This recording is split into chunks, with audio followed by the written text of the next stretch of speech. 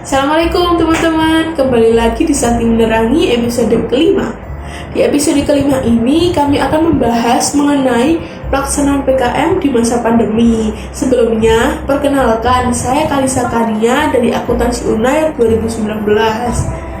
Oh ya, saya juga ingin mengucapkan untuk teman-teman yang telah lolos pendanaan PKM, semoga sukses, bahkan sampai PIMNAS dan dapat membawa pulang Piala Adikarta kembali ke Unair. Sedangkan untuk teman-teman yang belum lolos, tidak perlu berkecil hati, semangat terus, semoga dapat diberi kesempatan di lain waktu. Mengenai Sakti Menerangi, karena kali ini membahas mengenai pelaksanaan PKM, maka narasumber yang kita undang pun beliau yang tahu betul bagaimana sih pelaksanaan PKM itu. Beliau adalah Mbak Cindy Ayu Anggraini selaku Kepala Divisi PKM Garuda Sakti Unair 2020-2021. Mari kita langsung saja sapa Mbak Cindy. Assalamualaikum Mbak Cindy. Ya, waalaikumsalam Kalisa. Gimana nih kabarnya Mbak? Alhamdulillah baik. Kamu gimana? Alhamdulillah baik juga Mbak. Mungkin sebelum masuk ke pertanyaan bisa diperkenalan diri dulu Mbak. Ya, Assalamualaikum warahmatullahi wabarakatuh. Perkenalkan, nama saya Cindy Ayu Anggraini, bisa dipanggil Cindy, dari Fakultas Kesehatan Masyarakat Angkatan 2018. Di sini saya sebagai Ketua Divisi PKM Garuda Sakti periode 2020-2021. Mungkin bisa langsung ke pertanyaan aja ya Mbak. Ya, silakan. Ini pertanyaan pertama, mengenai pelaksanaan PKM apabila anggota dan ketuanya tuh berada di domisili berbeda. Kan sekarang study from home, pandemi gitu ya Mbak. Nah, gimana tuh Mbak pelaksanaan PKM-nya? Ya, jadi untuk pelaksanaan PKM tahun ini kan ada pandemi COVID-19. Jadi pelaksanaan PKM-nya itu full daring. Jadi nggak ada ketemu secara fisik gitu. Jadi semuanya itu pelaksanaannya itu daring, dan koordinasi antara ketua, anggota, terus dosen pembimbing, dosen TPK itu semuanya juga lewat video conference seperti ini. Oh gitu. Berarti semuanya online, cuma mungkin masalah komunikasi antar anggota gitu aja kali ya Mbak. Ya. Oke, untuk pertanyaan selanjutnya ini mengenai Monef.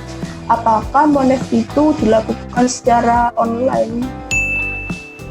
Iya, benar. Jadi Monef untuk tahun ini dilaksanakan secara online melalui Zoom. Nah, kemarin itu udah ada pembekalan PKM yang kayak dosen TPK itu ngasih pengarahan tentang adendum PKM dari 5 bidang di 2020 ini. Baik, untuk selanjutnya ini mengenai PKMM Mbak, pengabdian masyarakat. Nah, kalau di masa pandemi seperti ini, pelaksanaan PKMM itu bagaimana ya Mbak? Kalau buat PKMM sendiri, kemarin itu katanya dosen TPK, sesuai adendum PKM 2020, itu pelaksanaannya itu secara daring. Jadi kalau misalnya mitranya nggak memungkinkan buat diajak komunikasi secara daring, itu bisa mengganti mitra.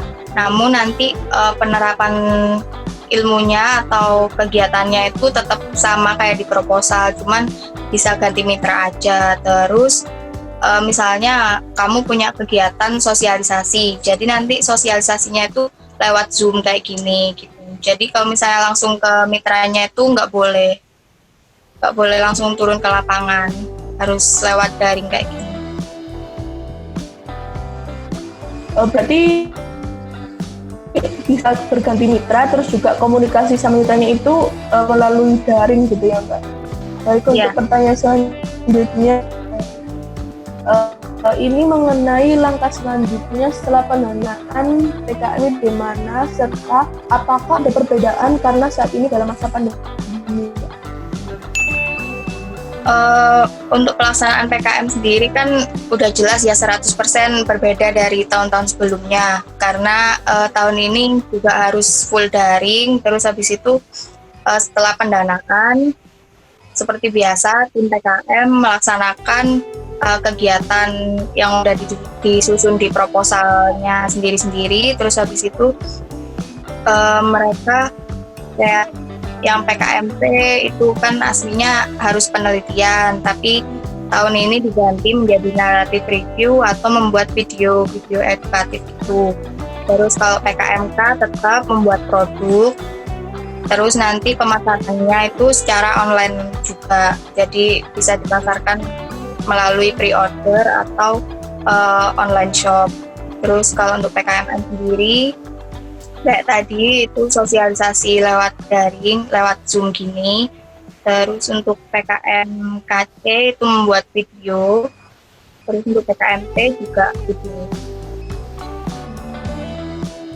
Ini benar-benar beda ya Mbak sama tahun-tahun sebelumnya. Iya.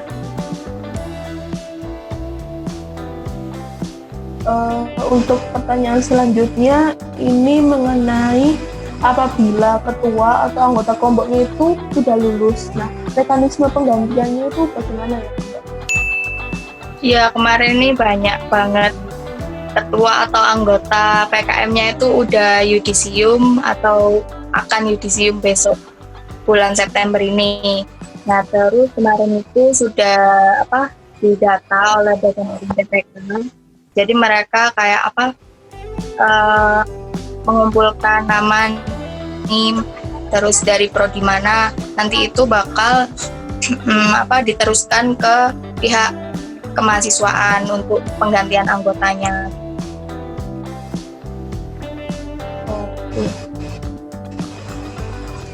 Lalu untuk pertanyaan selanjutnya ini mengenai KKN. Apakah lolos pendanaan PKM itu dapat lulus KKN? Iya, jadi untuk tahun ini itu kan kita dari Mas Menteri itu menerapkan Merdeka Belajar. Nah, di UNER sendiri itu kan sebenarnya kalau tahun-tahun sebelumnya kamu itu harus dapat medali emas dulu baru nanti bisa free skripsi atau KKN ya. Nah, kalau misalnya tahun ini itu kemarin Pak Hadi selaku Direktur Kemahasiswaan itu sudah mensosialisasikan kalau ada peraturan rektor nomor 23 tahun 2020 tentang pembelajaran di luar program studi. Nah, itu ada PKM. Nah, PKM ini nanti bisa dikonversikan ke nilai PKL, KKN maupun skripsi. Nah, PKL, KKN sama skripsi ini nanti bisa langsung nilainya tuh A. Kalian nggak perlu ikut PKL, nggak perlu ikut KKN, terus nggak perlu bikin skripsi, tapi nanti nilainya itu langsung dikonversi menjadi A gitu. Nah, untuk PKL, KKN skripsi ini juga tergantung sama kamu itu bikin PKM apa gitu.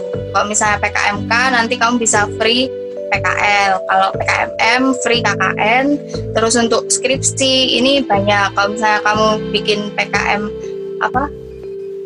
PKM penelitian, terus PKM Karsa Cipta, PKM teknologi, PKM artikel ilmiah, terus PKM gagasan tertulis sama PKM GFK, itu kamu bisa free skripsi dan nilainya nanti otomatis langsung A.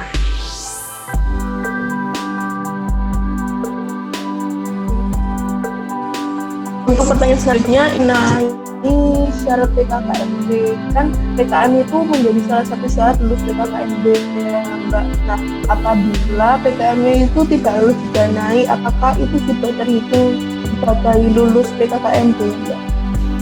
Iya, itu udah termasuk lulus PKKMB karena dulu kan pas kamu bikin proposal itu kan sebelum ngirim hard file ke kemahasiswaan itu disuruh ngisi soft file yang disuruh ngirim soft file udah ngisi di form gitu kan. Nah, di formnya itu langsung kirim ke kemahasiswaan.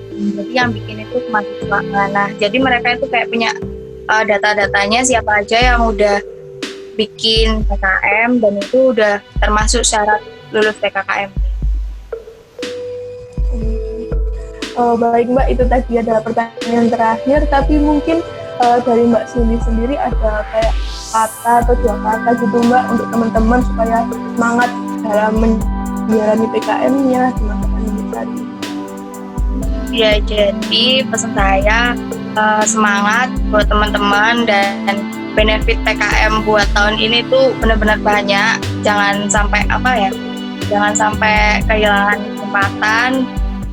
Pokoknya tetap semangat di era pandemi ini dan jangan lupa terus berkarya. Baik, terima kasih Mbak Cindy karena telah meluangkan waktunya untuk dapat bersedia menjadi narasumber di Saking Menerangi ini.